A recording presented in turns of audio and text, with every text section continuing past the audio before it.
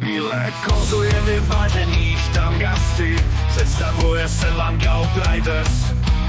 Nová hudební to parta a úslavné trio. Dosud jsme jen seděli a len dali pivo.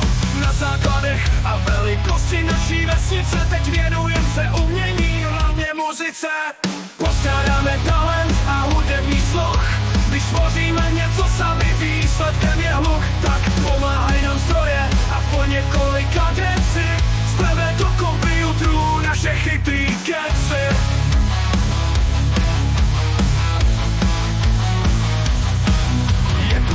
Kadlec, mistr přes nástroje a hlasy, zná vokály, solo, kytary a taky bicí basy. Pak sem patří Synek, náš poeta a znalec slova, co většinou mlčí až do 7.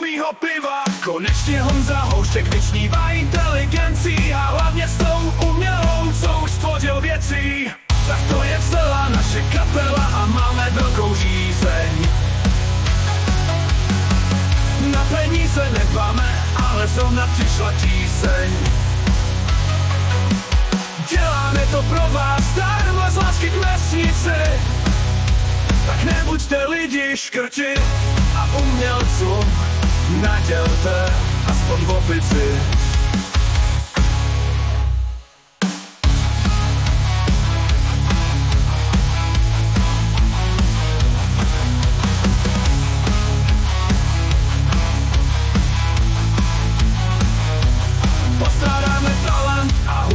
Sluch. Když tvoříme něco sami, výsledkem je hluk.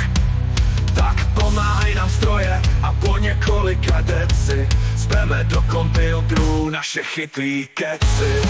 Je tu Petr Kadlec, mistr přes nástroje a hlasy, zná vokály, solo, kytary a taky bicí basy.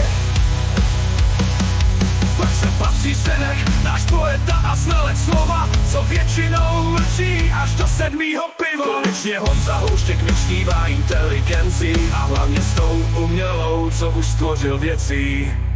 Tak to je celá naše kapela a máme velkou žízeň. Na peníze nedbáme, ale zrovna přišla tíseň.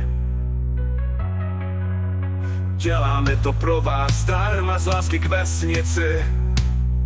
Tak nebuďte lidi škrti a umělcům nedělte aspoň v opici.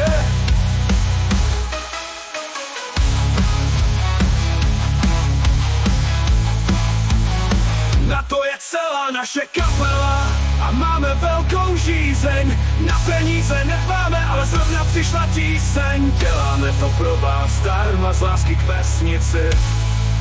Tak nebuďte lidi škrti a umělcům nadělte aspoň v opici.